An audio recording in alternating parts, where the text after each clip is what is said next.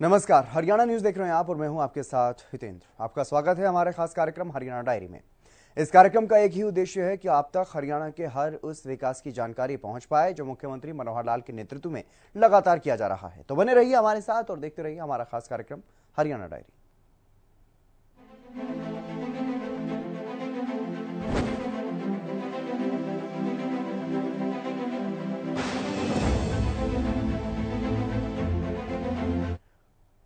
CM Manohar Lal प्रदेशवासियों को लगातार सौगात दे रहे हैं। सीएम मनोहर लाल जनसंवाद कर रहे हैं, लोगों की समस्याओं को सुन रहे हैं और अधिकारियों के साथ मीटिंग कर रहे हैं। समय समय पर खुद संवाद के जरिए योजना की जानकारी भी लोगों को देते हैं। इसी बीच सीएम ने किसानों को बड़ी राहत दी है। बाढ़ से खराब हुई धान की फसल की दोबारा रोपाई करने वाले किसानों को भी हरियाणा सरकार ने राहत दी है। सरकार ने ऐसे किसानों को 7,000 रुपये प्रति एकड़ की दर से मुआवजा देने का फैसला लिया है। सीएम मनोहर लाल ने इसे लेकर अहम ऐलान किया।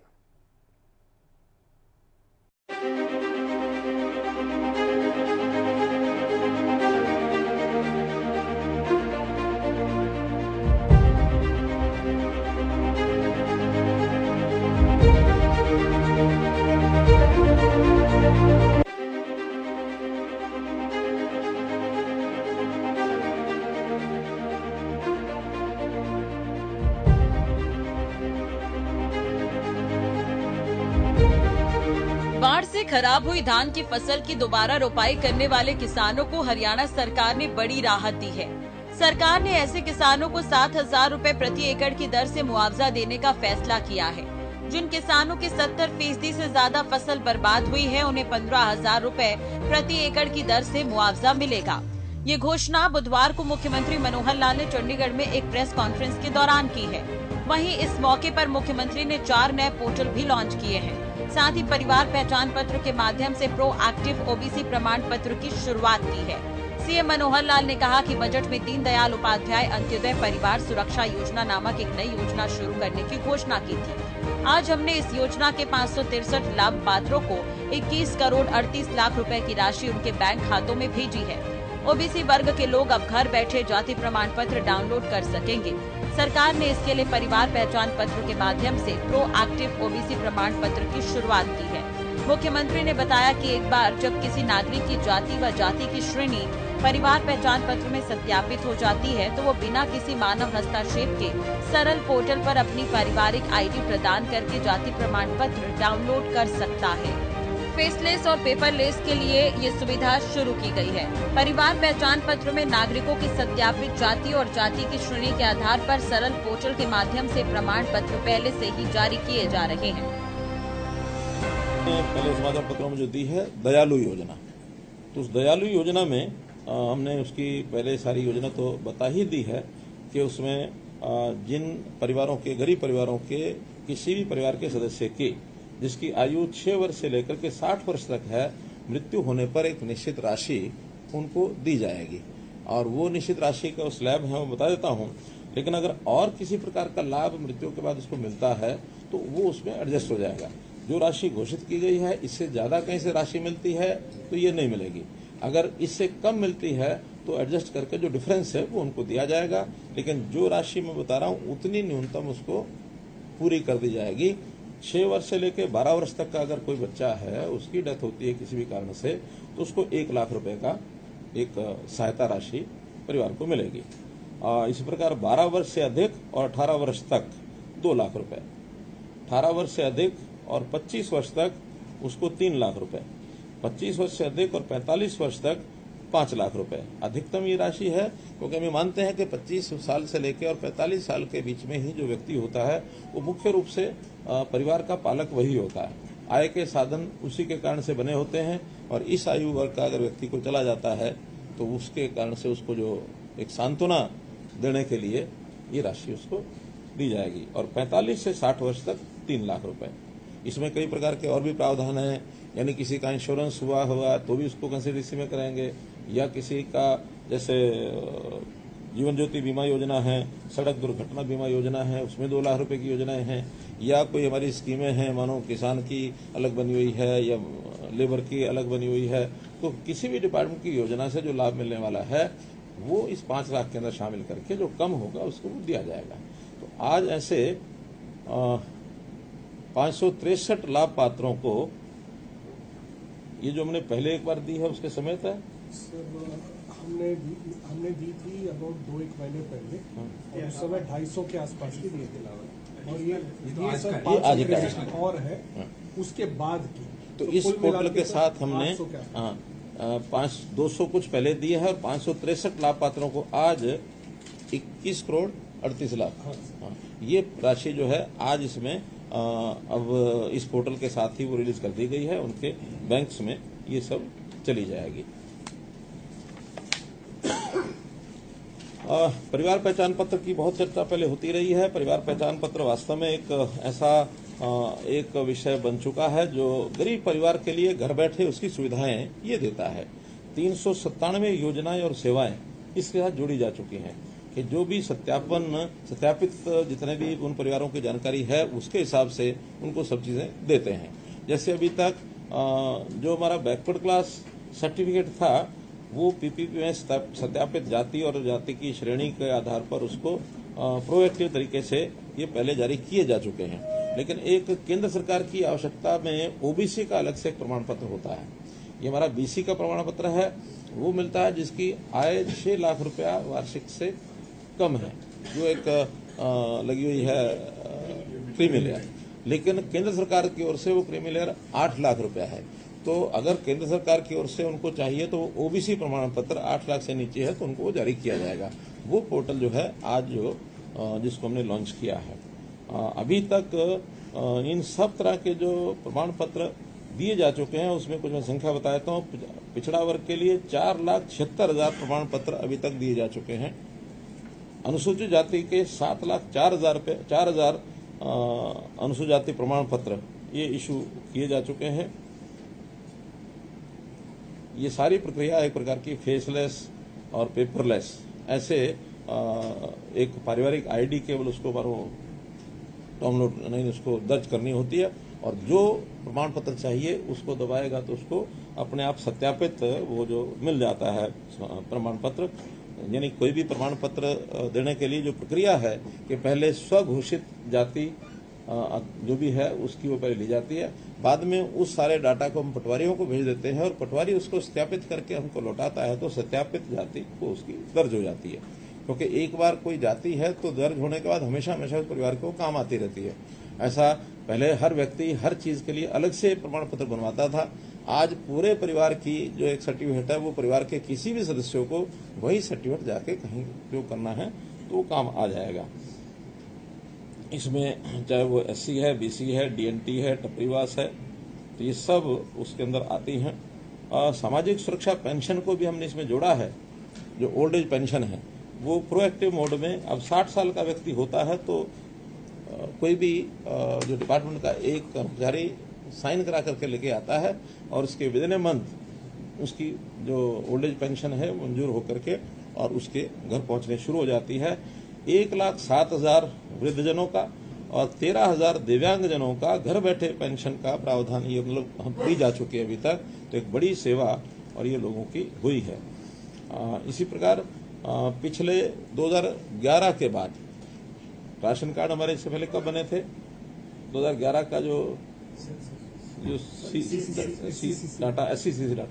एससीसीसी डाटा के आधार पर ही बना था।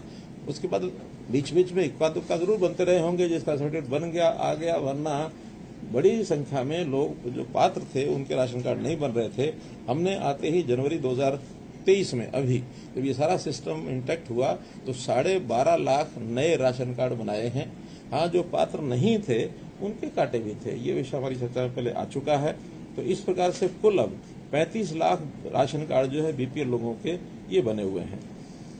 56,46,000 चिरायु कार्ड जो आयुष्मान कार्डों के अलावा जो आयुष्मान चिरायु दोनों मिला के 86 लाख कार्ड ये वितरित किए जा चुके हैं। कुल पात्रता है 1,40 लाख लोगों की। बाकी अब धीरे धीरे कार्ड वितरित हो रहे हैं, लेकिन पात्रता होने के बाद कार्ड नहीं भी है, आवश्यकता पड़ने पर अस्पताल में वो अपना आईडी फैमिली आईडी बता करके उसका लाभ अभी भी उठा सकता है। ऐसा नहीं कि कार्ड नहीं मिला तो वो ले नहीं सकता। थोड़ा इतना ही उसकी जानकारी होनी चाहिए कि 180 से नीचे अगर उसका फैमिली आईडी में इनकम है तो जाके दर्ज कराएगा तो अपने आप उसको वो लाभ मिलता रहेगा। मुख्यमंत्री ने बताया कि नुकसान के ब्यौरे के लिए किसानों से आवेदन मांगे गए थे, उनके सत्यापन का काम जारी है। जल्द ही किसानों के खाते में मुआवजे का पैसा भेजा जाएगा। मुख्यमंत्री ने बताया कि बाढ़ की वजह से धान की फसलों को काफी नुकसान पहुंचा था, मगर कुछ स्थानों पर धान की दोबारा बिजाई हो सकती थी। कई किसानों ने धान की दोबारा रोपाई की है, उन्हें 7,000 रुपए प्रति एकड़ के हिसाब से मुआवजा दिया जाएगा।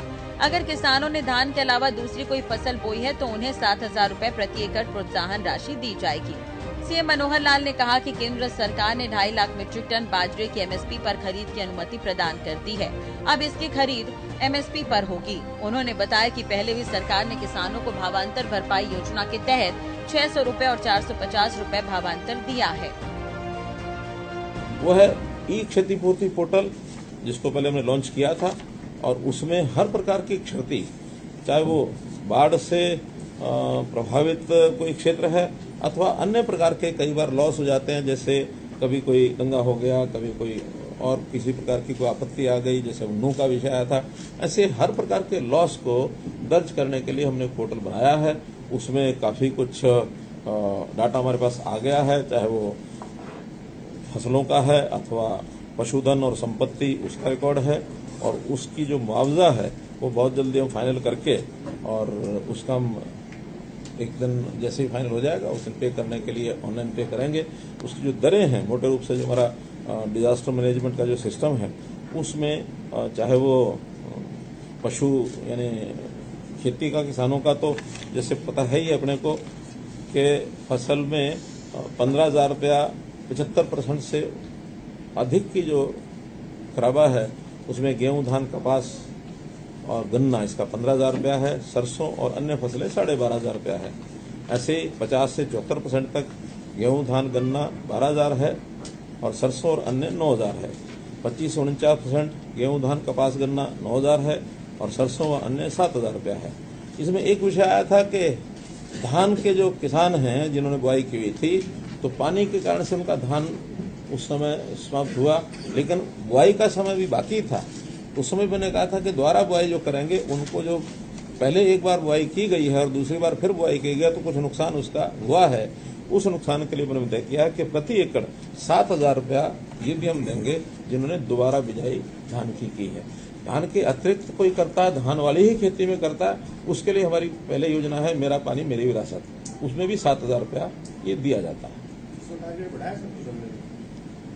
नहीं, इस बार टारगेट वर्ष इसके कारण से, बाढ़ के कारण से उस टारगेट को वही रखा हुआ है कि हर साल अगर 1 लाख एकड़ भी अगर होता रहता है तो एक ये सहज प्रक्रिया है, क्योंकि इसमें बहुत क्षेत्र ऐसा है किसानों ने अपनी असमर्थता भी जाहिर की है कि हमारे इलाके में धान के अलावा कुछ हो नहीं सकता है। मैं कई ब्लॉक्स में खुद भी गया हूँ, तो उन इलाकों में जमीन की स्थिति ऐसी हो गई है, जमीन के नीचे एक परत जम गई है, उस परत जम के कारण से पानी जो रिचार्ज नहीं होता है, पानी ऊपर खड़ा हो जाता है और खड़े पानी में धान के अलावा और कोई फसल होती नहीं है।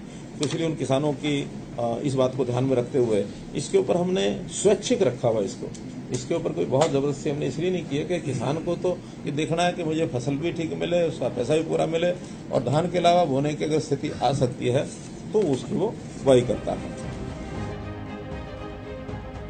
सीएम मनोहर लाल ने प्रेस वार्ता के दौरान 4 नए पोर्टल भी लॉन्च किए, जिन्हें ग्राफिक्स के जरिए आपको समझाते हैं। मुख्यमंत्री ने ई भूमि पोर्टल लॉन्च किया है। इस पोर्टल के तहत सरकारी योजनाओं के लिए किसान अपनी भूमि को बेचने का प्रस्ताव सरकार को दे सकेंगे।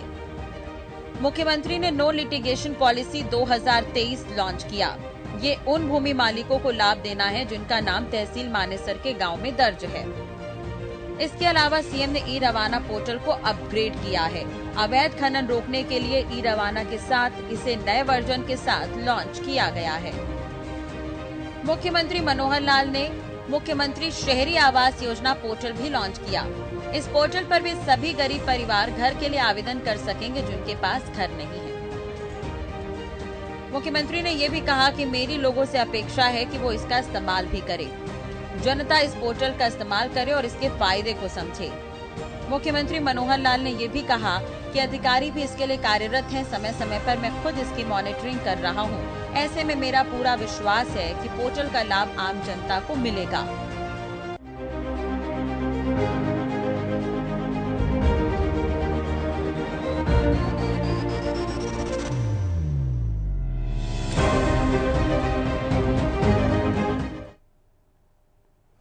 सीएम मनोहर लाल की तरफ से लगातार हरियाणा प्रदेश को विकास के मार्ग पर आगे बढ़ाया जा रहा है। विकास की राह में लोगों को आ रही समस्या को लेकर सीएम के जनसंवाद कार्यक्रम भी चल रहे हैं और सीएम की तरफ से पंचकुला में जनसंवाद कार्यक्रम किया गया, जहां सीएम ने लोगों की समस्याओं को सुना, उनका समाधान किया और अपने कार्यकाल की उपलब्धियां भी गिनवाई। एक रिपोर्ट आप देखिए।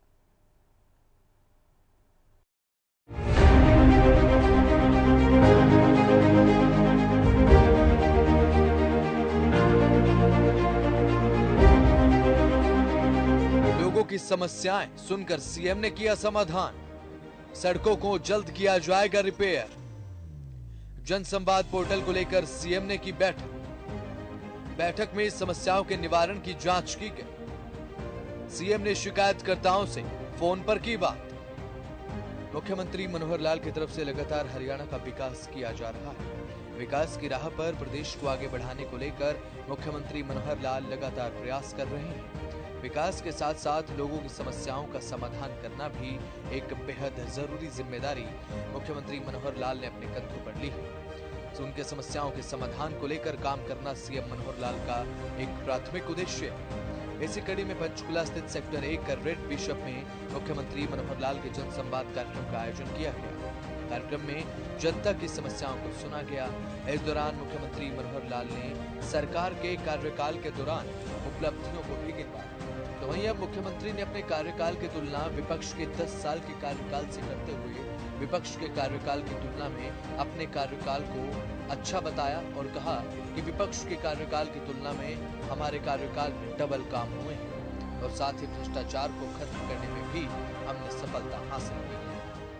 सबसे पहले तो ये बात कहना चाहूंगा कि सरकार के नाते हमने विकास के काम पिछले लगभग 9 साल हो गए हैं हमको, दूसरी टर्म ये चल रही है, तो विकास के कामों में हमने जो कमी छोड़ी रखी है, चाहे वो आप पंचकुला शहर के गिनोगे, चाहे किसी गांव के गिनोगे, जिले के गिनोगे, प्रदेश के गिनोगे, पिछले 10 साल हमारे से पहले जो 10 साल थे, उस 10 साल में इस समय के हमारे कामों की अगर गिनती करेंगे तो मैं निश्चित दावे से कह सकता हूँ कि उस समय से डबल काम किए, डबल काम किए।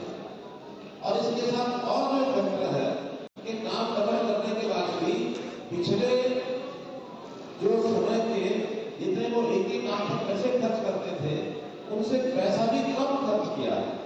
हालांकि 8 साल के बाद पैसा ज्यादा खर्च करना चाहिए, लेकिन पैसा उनसे कम खर्च किया है। मुझे ध्यान में है एकदम 2016 में एक बस स्टैंड झज्जर का हमने बनाया, तो झज्जर बस स्टैंड का उसका जो एस्टिमेट था वो 45 करोड़ का बना और वो काम जो तैयार होकर के फाइनल हुआ तो 32 करोड़ में तैयार हो गया, 13 करोड़ का हमने बताया था। बता रहे हैं कि आप 42 करोड़ का एस्टिमेट बना मल्टीपल पार्किंग का और 28 करोड़ का बना, यानी 66% 2/3 में बन गया, बाकी पैसे बचे। और बचने का एक बहुत मोटा सा विषय मैं आपको बताता हूँ कि उस समय में कांग्रेस के समय में वो स्वीकार करते थे, उनके उस समय के प्रधानमंत्री ने कहा था कि 1 रुपया ऊपर से भेजते हैं, नीचे 15 पैसे पहुंचते हैं, 85 पैसे बीच में गायब होते हैं। लेकिन योजना के लोगों को कहा जाता था पेंशन बांटो, तो जिम्मेदार लोग होते थे पेंशन बांटते थे। अब पेंशन बांटते समय शाम को 10-5 लोगों की पेंशन बची रह जाती थी, जो नहीं आते थे, या 15 रुपए का कुछ तो उनमें से भगवान को प्यारे होकर पेंशन अभी भी आ रही है, तो वो दाया हाथ बाया हाथ अंगूठे लगा करके और सब जो बांटने वाला था वो अपनी जेब में डाल देता। ये सिस्टम को हमने देखे, लेकिन आज वो सारी चीजें जिसको मैं कह सकता हूं कि हमने एकदम शून्य हो गई होगी, मेरा दावा नहीं है, लेकिन जितनी कम कर सकते हैं हमने किए। इस करप्शन नाम की बीमारी से हमने अपने आप को बचाने की पूरी कोशिश की और बच भी गया। कई उदाहरण आपके सामने आएंगे कि किस किस चीज के करप्शन सफल हो गए। कार्यक्रम के दौरान सबसे ज्यादा सड़कों की समस्या देखने को मिली। खास बात यह रही कि टूटी सड़कों का मुद्दा सीएम मनोहर लाल ने खुद ही उठाया। सीएम ने कहा कि पंचकुला शहर में बरसात के कारण 9 अलग-अलग जगहों पर सड़कें टूटी हुई हैं। उन्होंने कहा कि कहीं पर 200 मीटर तो कहीं पर 300 मीटर तो कहीं 400 मीटर तक सड़कें टूटी हुई हैं। मुख्यमंत्री मनोहर लाल के निर्देश पर नगर निगम कमिश्नर सचिन गुप्ता ने कहा कि सड़कों की रिपेयरिंग के लिए 54 करोड़ का टेंडर दिया जा चुका है और जल्द ही सड़कों की रिपेयरिंग का काम शुरू करवा दिया जाएगा। तो वहीं अब इसी के साथ मुख्यमंत्री मनोहर लाल ने पंचकूला की जनसंख्या का आंकड़ा बताते हुए कहा कि आज लगभग सबकी डेट ऑफ बर्थ को वेरीफाई कर लिया गया है।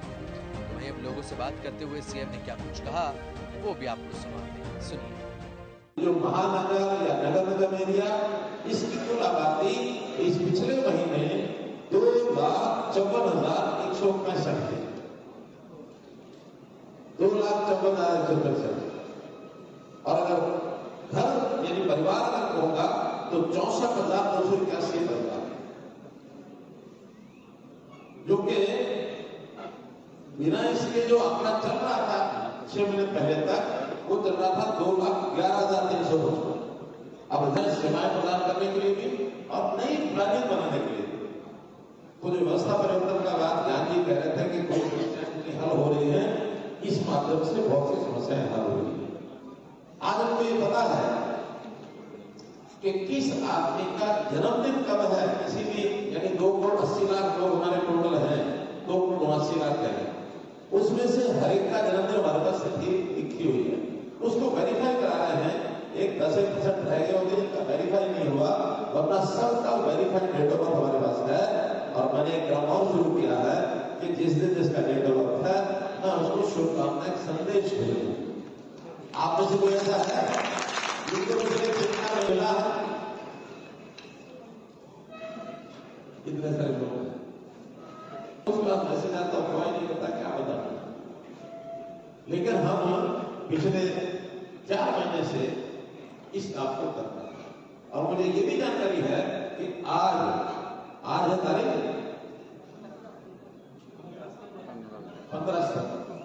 15 सितंबर को पंचकुला शहर के कुल 790 लोगों का जन्मदिन आज है।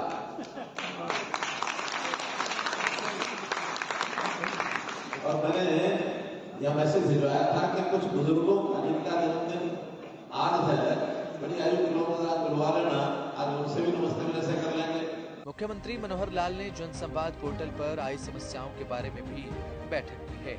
इस दौरान मुख्यमंत्री ने पोर्टल पर आ रही समस्याओं के निवारण को रैंडम तौर पर चेक किया और साथ ही मुख्यमंत्री ने इस दौरान शिकायतकर्ताओं से फोन पर बात भी की और शिकायतकर्ताओं से फीडबैक भी लिया कि आखिर किस तरीके से आपकी समस्याओं का समाधान हो रहा है, क्या आपको प्रशासन की तरफ से सहयोग मिल पा रहा है या नहीं।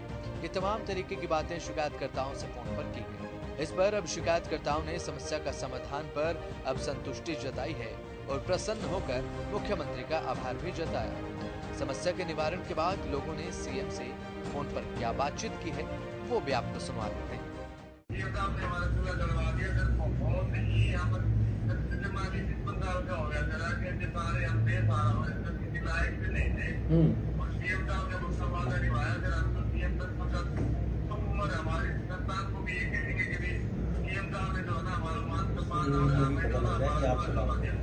अच्छा ये बताओ, इस बीच में किसी का हमारे यहाँ डिपार्टमेंट से फोन भी आया था कि भी आपकी नौकरी लग गई कि नहीं लग गई?